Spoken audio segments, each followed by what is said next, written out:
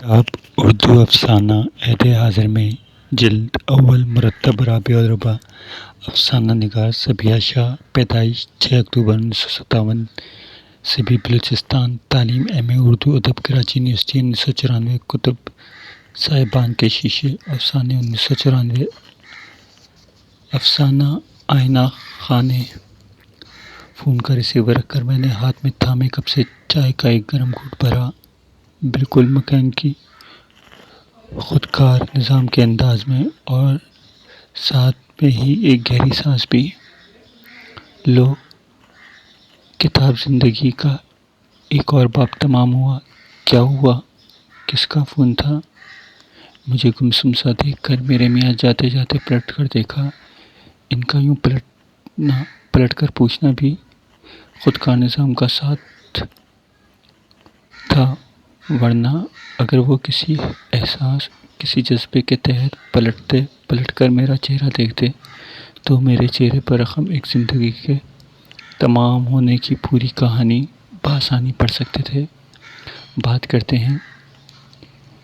चेहरे सुनने वाला कौन है? कुछ नहीं, रॉन्ग नंबर था। मैंने जल्दी से चाय का एक और घूंट भरा और वो कंधा उचकाकर डाइनिंग टेबल के सामने कुर्सी पर जा बैठे। उनकी एक बहुत अच्छी आदत है। अच्छी, शायद बिला वजह की तहकीक और जस्तजू नहीं करते।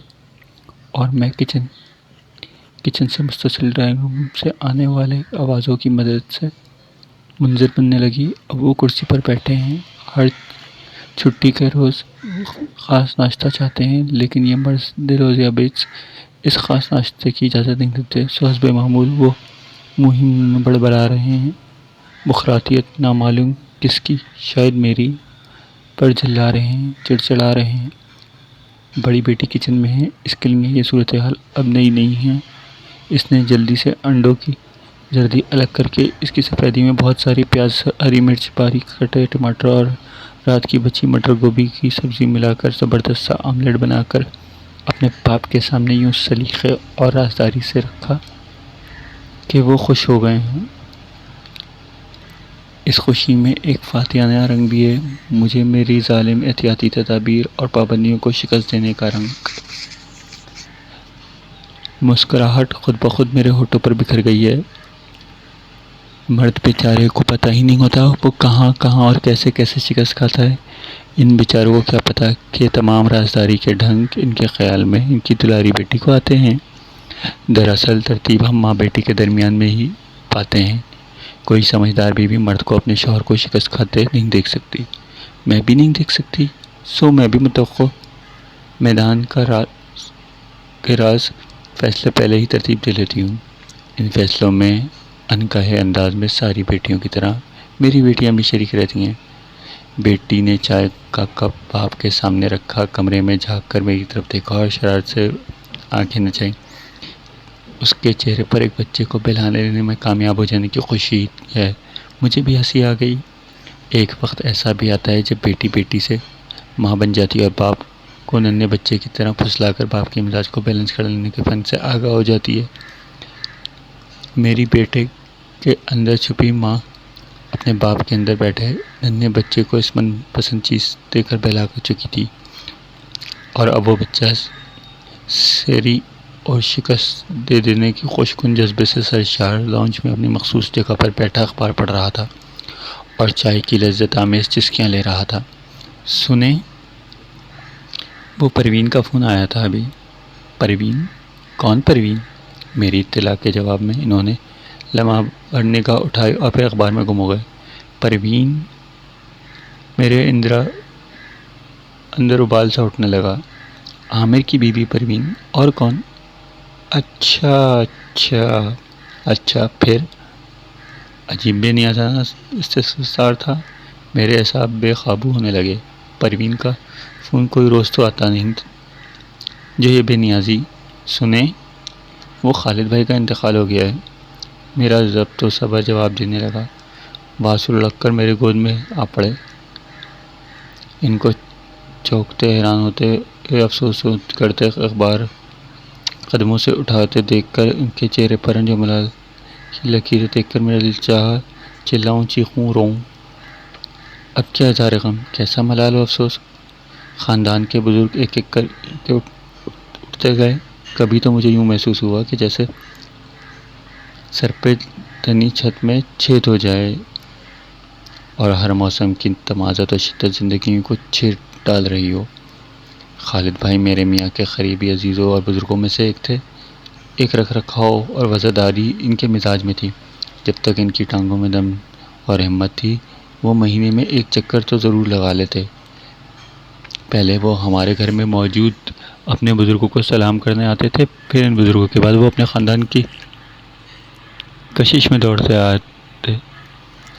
بار بار جب بھی میں نے ان کی آمد پر اپنی نالاحقی کا اعتراف اور شرمندگی کا اظہار کیا، وہ نہایت شفقت سے مسکراتے کہ ارے نہیں بی بی، تم معذرتیں پیش نہ کیا کرو، میں ریٹائر بیکار آدمی، مہینے کیا ہفتے بھی دوبارہ آ گیا تو کیا کمال کیا، تم جوان لوگ زندگی کے بہتر کام تم لوگوں کے ساتھ لگے ہیں، بس تم لوگوں کو دیکھ لیا، مل لیا،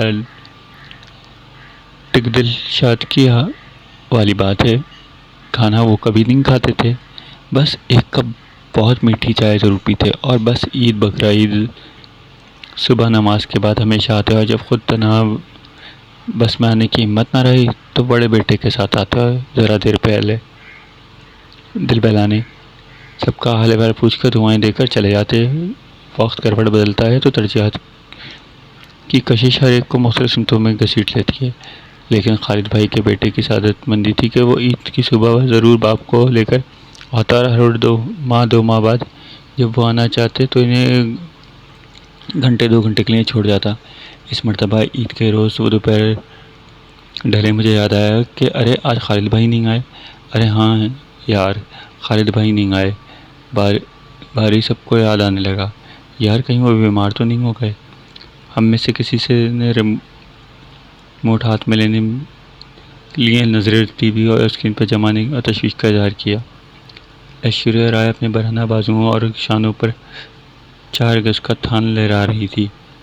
چلے بھی آؤ کہ گلشن کا کاروبار چلے، میز سے برتن اٹھاتے ہوئے بابو کنگنا بول رہا ہے، چلیں گے یار کسی دن خالد بھائی کو دیکھنے، شاید ہم میں سے کسی نے نیک ارادہ باندھا تھا۔ ہاں یار جانا تو چاہیے، ہاں ہر مرتبہ وہی آتے ہیں۔ عید منانے کے لیے ایک جگہ جمع ہونے والے سب بھائیوں بہنوں ان کی اولادوں سے کمرہ کھچا کھچ بھرا ہوا تھا۔ کس نے کس سے کیا کہا تیز ہوا کے شور میں مجھے سنا ہی نہیں دیا گیا۔ تیز ہوا کے شور میں کال بیل بجی، مہمان تھے اور پھر کبھی مہمان آ جاتے، کبھی ہم کہیں مہمان بن جاتے۔ وقت ریشمی کپڑے کی مانند پھسلتا جا رہا تھا۔ خالد بھائی کا جب بھی ذکر نکلتا خیال آتا سب کو ہی ان کی خیر و عافیت کی فکر تو ستاتی، اور ساتھ ساتھ ان کے گھر میں موجود کچھ لوگوں کے مفہوم سے اختلافات کی جڑیں اور اکثر تلاشی، مگر خصوص باتوں واقعات کا ایسا جہاڑ جنگل تھا کہ جڑیں ملتی ہی نہیں تھیں۔ اور بالآخر ہاں یار جانا تو چاہیے کسی دن خالد بھائی، ان کی محبتیں اور بات یہاں آ کر ختم ہو جاتی ہے۔ ایک دن میں نے فون کیا تو ان کی بہو سے معلوم ہوا کہ اب وہ بالکل بستر سے نہیں اٹھ سکتے اور بستر کے اوپر رہ گئے ہیں، اکثر اپنے بچوں کو ہی نہیں پہچان پاتے۔ ہاں اپنے بچپن جوانی کے قصے تفصیل سے دہرانے لگے۔ اچھا میں آؤں کسی دن، میں نے اس ارادے سے وعدے کے ساتھ فون کر دیا، لیکن باہری زندگی ترجیحات کے لیے اپنے مدار میں جو جان ہی نہیں چھوڑتے۔ کالج لیکچر کی تیاری، ناگہانی مہمان، بچوں کے امتحان، گھر کے دھندے، ماسیوں کے قصے، حلقہ اعزاز احباب، شادیاں، ہماری اپنی زندگی بھی کیا اپنی ہے، اسی تو دوسرے گزارتے چلے جا رہے ہیں۔ سچ پوچھے تو شادیوں میں میتوں کی ملاقاتیں غنیمت ہیں، ایک دوسرے کی صورتیں تو پہچان لیتے ہیں، ورنہ تو۔ اور لیجیے آج ایک اور میت کے گھر سے بلاوا آ گیا۔ کاش اے کاش، ہاں اب اس کاش کے علاوہ اور کون سا لفظ ہے جو ہمارے جذبات کا اظہار کر پائے۔ فون کتنی بڑی نعمت ہے، پل بھر میں ہی خالد بھائی کے کوچ کی خبر پھیل گئی۔ ان للہ، اوہ کون سے بیٹے کے گھر ہیں، نماز جنازہ کب ہوگی، پوچھتے رہو۔ اب زندگی کے کیسے کیسے اہم لمحے ہم پوچھ تاچھ اور ارادے کرنے میں ہی نکال دیتے ہیں۔ ہم وہاں پہنچے تو مرد ٹوپیاں سروں پر اور عورتیں منہ پر چادریں رکھے افسردگی کی اوڑھے کھڑی تھیں۔ بہو زاروں قطار ہو رہی تھی۔ سچے خدمت کی محبت بھی ایک جگہ ہے۔ بڑا بیٹا اپنے 8 سالہ بیٹے کے ساتھ کھڑا اپنے آنسو پوچھ رہا تھا۔ ان کی بیماری کی باتیں، تیمارداری کی باتیں اور پھر باتوں کے علاوہ اور رہ بھی کیا جاتا ہے۔ میں اپنے اہل خانہ کی بھیگی آنکھیں دیکھ کر پانی میں بھیگی اٹھی ہوئی لکڑی سی بن گئی۔ سب کے سب میرے اپنے بھی آنسوؤں میں مجھے سلگانے لگے۔ میرے اندر دھواں بڑھنے لگا۔ پچھتاوے، بے چینی، بے بسی کا دھواں۔ میت کے گرد چھلکتے جوان بچوں کے گرد راضی اور میت کی بند آنکھیں، سفید رنگ سی داڑھی، سکون کار جہاں بے ثبات۔ میرے اندر کوئی سسک رو رہا تھا۔ میت چلی گئی۔ بھرا گھر یکدم ویران ہو گیا۔ بیٹیاں، بہوئیں ذرا دیر تو بیٹھی تسلیوں سے جھولیاں بھر رہی تھیں۔ آنسو پوچھتی بہتی رہیں، لیکن وہ زندہ رہنے کے لیے سامان سے بڑے ظالم ہیں۔ بھاری بھاری سب اٹھتی گئیں، سامان سمیٹتے سنوارنے لگیں۔ 2 دن اسپتال کے چکروں کے باعث گھر الٹا پڑا تھا۔ باہر کسی گاڑی کے رکنے کی، دروازے بند ہونے کی آواز آئی۔ مرد آ گئے۔ سکون اور افسردگی کی ڈوبتی عورتیں بے قرار ہو گئیں۔ چادریں سلیقہ چہروں سے گرد لپیٹتے جانے لگیں۔ فرش بغل میں دابے جانے لگے اور قالین سے ادھر ادھر پڑی اپنی چپلوں کی جوتیاں نگاہ ڈالی جانے لگیں۔ آدمی کی زبان سے زیادہ واضح اور سمجھ میں آ جانے والی گفتگو تو وہ ہے جو اس کا جسم اور رکرات سکنات کرتے ہیں۔ میں نے بھی اپنا بیگ سنبھالا، چادر سمیٹی، بیلکونی سے نیچے جھانکا۔ ابھی کہاں؟ کرسی پر بیٹھی دھوپ سیکتی خاتون نے پیر سمیٹے۔ ابھی تو وہ لوگ مسجد سے ہی نکلے ہوں گے۔ اور پھر وہی ریلنگ سے ٹکے کہ ہم نے قبرستان کے فاصلے خبر کی تیاری۔ تدفین میں جلدی کی وجہ سے زندگی کی بے ثباتی، ڈاکٹروں، اسپتالوں، خواہشات و ضروریات، زندگی کی طوالت، مرنے والے کی خوبیاں، اولاد کی سعادت مندی کے ثمرات، کیا کچھ نہ تھا جو ڈسکس ہوا۔ گاہے بگاہے کوئی خاتون اٹھ کر باہر نگاہ ڈال لیتی۔ بچے کی طبیعت خراب ہے، جانے اب تک کہ اس نے کچھ کھایا بھی ہے نہیں۔ ماسی نہ معلوم کیا کر کے گئی ہوگی۔ کمبخت ذرا نظر چوک جائے تو ڈنڈی مار جاتی ہے۔ ارے یار، ساس اماں آئی ہوئی ہیں، کھانے میں ذرا دیر یا اہتمام میں اونچ نیچ ہو جائے تو موڈ بگڑ جاتا ہے۔ ہاں میاں جی کے ساتھ آئی ہوں، لیکن چھٹی کے دن بھی کون سا گھر میں ٹک جاتے ہیں۔ مجھے گھر چھوڑ کر پہ کہیں جانا ہے انہیں۔ شام کو شادی میں جاؤں گی، کیا دو گی، کیا پہنو گی؟ جتنی عورتیں اتنی فکر ہے، جتنی زندگیاں اتنے غم، اتنی کہانیاں، گاڑی رکنے اور پھر دھڑاک دھڑاک دروازے بند ہونے کی آوازوں کے ساتھ ہی گھر میں موجود عورتوں میں ایک خاموش ہلچل مچ گئی۔ اچھا اب میں چلوں گی، میں نے اہل خانہ سے اجازت چاہی، یا شاید اطلاع دی۔ چچا کو تو آنے دیجیے۔ مینا نے آنچل تھاما۔ کھانا کھا کر جائیے گا۔ چھوٹی بہو نے بشتے دسترخوان اور بریانی کی منہ کھلتی دیکھ کے طرف اشارہ کیا۔ میں اسے تھپتھپا کر باہر نکل آئی۔ باہر مرد ٹکڑیوں کی صورت میں یہاں وہاں کھڑے تھے، کہیں دفتروں کے خطوط اور کہیں اگلے ہفتوں میں ہونے والے میچ سے متعلق پیشن گوئیاں۔ چلیں، ہماری طرف ہی چلیں، چھوٹے دیور نے قریب آ کر سرگوشی میں کہا۔ اس کا گھر قریب ہی تھا۔ منہ ہاتھ دھو کر آئی تو سب کھانے کی میز پر بیٹھے تھے۔ 3:30 بج رہے تھے۔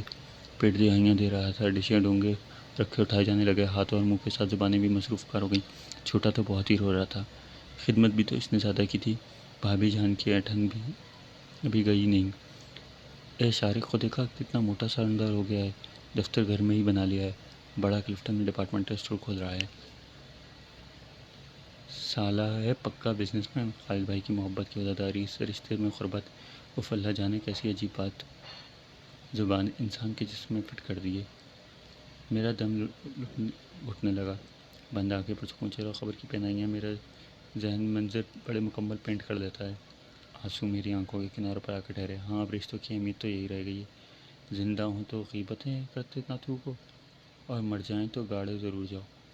پھر کھانے پہ کی میز پر بیٹھ کر نیکیاں گنو۔ ٹھنڈے پانی کا ایک لمبا گھونٹ لے کر میں نے اپنے پر جبر کا بند باندھا۔ چنگلی کے پوری آنکھوں سے کناروں سے جھٹکی اور میٹھے کا پیالہ اپنی جانب کھسکا کر پلیٹ میں چمچ بھر کر ڈالتے ہوئے سوچا، نیلما میٹھا بہت زبردست بناتی ہے، لیکن ہے ایسی بد فطرت کہ کبھی جو کوئی ترکیب مکمل یا درست بتاتی ہو